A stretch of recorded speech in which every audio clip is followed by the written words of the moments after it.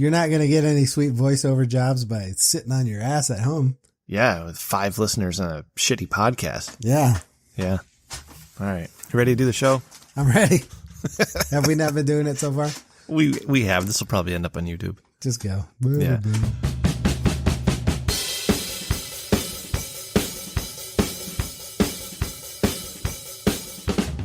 Hey everybody, welcome back to the Rich Dickman Show, and I was going to do this in Spanish, and that's why I fucking had the Spanish thing going, but now I'm not going to do it in Spanish. Here it goes. Work. Hola a todos, bienvenidos a Rich Dickman Show. Oh, no, this is terrible. That sounds really good. Tener que ser un poco mejor que mediocre puede hacerte una rica polla, amigo. Soy Remy, soy el anfitrión de nuevo esta noche para el episodio 20 y conmigo, como siempre, mi amigo blanco como la nieve, Huell. It's you. ¿Qué pasa, Huell? We are the number one podcast among the Spanish-speaking traumatic brain injury audience. Jesus Christ, what the fuck was that? Hola y bienvenidos a Rich Dickman Show.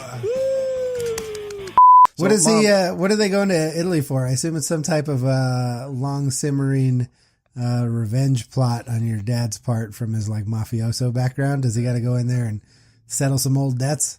No, he's got to, not old debts, they're new debts, just ones that were incurred last year that he hasn't been paid up on. He contracted out some work to be done on some tombstones, right? And shit never got done. So he's got to go over there and settle some business and, make sure everybody knows in Malili, who the motherfucking boss is. Know what I'm saying? Yeah, no, he doesn't fuck around when he's out there. So, and I was supposed to go. Man, I wish I could hang out with Papa Rem for a couple days. Well, when you head out this way, we'll make that happen. Let me ask you, what was, did Mama Rem listen to all of my sex advice last week? I haven't talked to my mom in like 2 weeks. So between my terrible solo episode and the nonsense we put out last week, it's going to be awkward tomorrow night at dinner. I don't think it was nonsense. I thought that was a good episode. No, it was a great episode, but my mom had to listen to it. You ever give thought to this one? I saw this one on Twitter and I proposed this to my wife one day. Not proposed, offered. I put it out there to my wife. Is that one day you will put your child down and you will never pick them up again. Oh, somebody told me that. And I was like, that kind of fucked me up for a while. Yeah. And then I remember like how much my back hurts when I got to carry around the kids. And I'm like, oh, well, at least there's some light at the end of that tunnel there. So, and then in those Mexican candles, there's some like off book saints. Do you know what I mean? There's like the standard ones, the standard Saint Peter and Saint Francis and whatnot. Then you got like Santa Muerte, which is like not I guess probably not like a officially sanctioned Catholic saint. Does that be the saint of death? She's like the patron saint of like criminals and drug dealers. And come on. She's more of like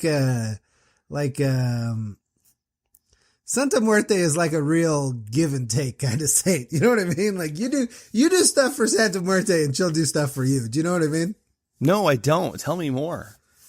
Well, like if you had like a Santa Muerte candle in your thing, you'd have to burn a couple dollar bills, pour out a couple shots of tequila, that sort of thing. Like you need to keep her happy. Is this the gang thing? It's not necessarily a gang thing, but I would say that it's like an underbelly sort of saint. Wow, this is fascinating. So you got people who are about to go out like on a crime spree or kill somebody for revenge or steal some money or whatever. They light a candle to Santa Muerte and then go on about their business hoping for good fortune?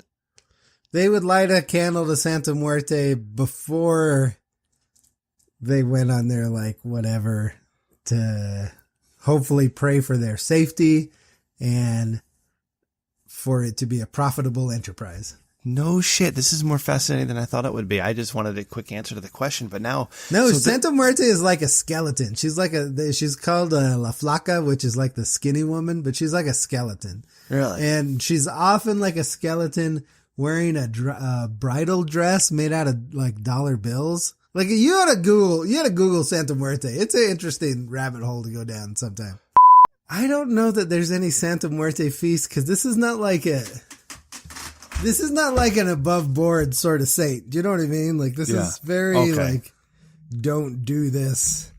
Oh, so it's like a satanic cult.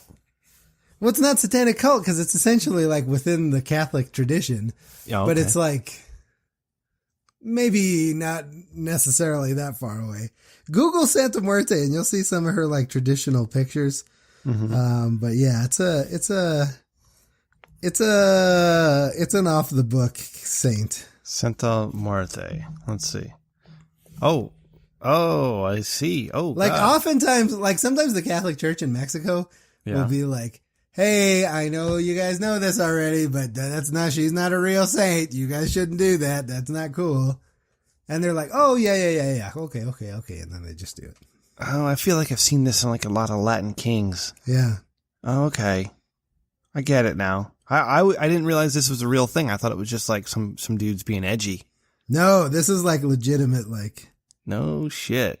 Here's one. Okay, so there's a picture here of Santa Muerte, a bottle of Jose Cuervo, and a Santa Muerte candle, and a banana, and an apple. And they give her a shot of tequila, they give her a banana and an apple. Yeah, and I mean, it's kind of cool, you know, you like, if you read like, you know, watch like a fantasy movie or something, you know, sometimes in the background lore, they talk about like illegal religions and stuff like that. Like she's not that far away from that. Dude, I want one of these Santa Muerte tattoos on my back. This is fucking badass now. You can get a little like medallion. You should get a Santa Muerte medallion to wear around your neck and try that out for a while. I think I will. Holy shit. This is fucking cool. I'm Google image searching now. These are badass. Wow. Okay. I'm glad I asked. If you went to prison randomly for something, I assume killing your wife and kids. Yeah. And you had a big sweet Santa Muerte tattoo on there. Uh-huh. You know, they give you a couple days to settle in. Do you know what I mean? Like before they raped me. Once they saw that, they would be like, let's do some more background research on this guy. Oh, really? Before jumping his shit immediately. It means you're a badass. Well, it means, I mean, it's like the people who believe in it with a religious mindset. I know a girl to fix you up with. I know this girl that she has like this weird fetish for like skinny white guys. And she is like you look at her and you're like, that is what I imagine when I'm having a Latina fantasy. This is the gal. I'll send you her. I think she's got an Instagram or something. I'll send that to you. It's all ass and hips and that's it. Here, I'm going to text you. I'm going to see if I can find the Instagram. I'll text it to you. Okay. How does Instagram work? Is it just Instagram / something? I don't know. I don't use Instagram. This chick's name is Griselda? Yeah. You know her?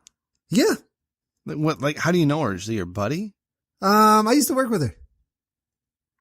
And she would like give someone like me the time of day? Yeah, she's like in the like yeah, that's her thing. It's weird, I know, but like everybody's got a type, and that's her type. Wow. Okay. All right. Yeah. So I assume I'll see you out in Colorado in a week or two. Yeah, I'll be there probably by the end of the month. All right. So the original concept for the show that shall not be named. It started. We did when Jules went out to BlizzCon for the first time. And we weren't going to be able to do a triple T. We did a special Storm Ride production. Was she missing top and bottom half or like a side to side half? You don't see like a side to side half too often, but if I saw a person that was missing half a leg, but a side piece as opposed to a top or bottom piece, that would blow my fucking mind. I don't know what that means. Just like a real skinny leg. Her leg was missing from the shin down. Okay. And she had like a floppy nub, and she was getting intimate with her man, and she used the floppy nub to be intimate with her man. Well, good for her. If you know what I mean.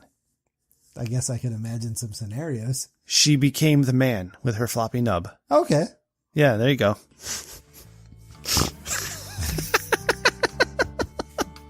Well, you gotta use what you have. You gotta use the tools at your disposal. Yeah. She was the man on her man. All right. It's like when you see videos of those guys playing somewhere over the rainbow, but like on Saw. It's the same basic concept. Yeah, I got you. That's a good analogy.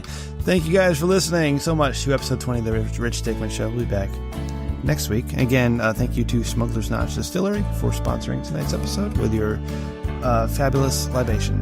Delicious booze. Delicious booze. Good night. Rich Dickman Show at richdickmanshow@gmail.com.org. Rich Dickman Show at gmail.com. Oh, I wanted to do that last part so bad, but I couldn't remember what it was. Oh, boy. All right. I think that's enough.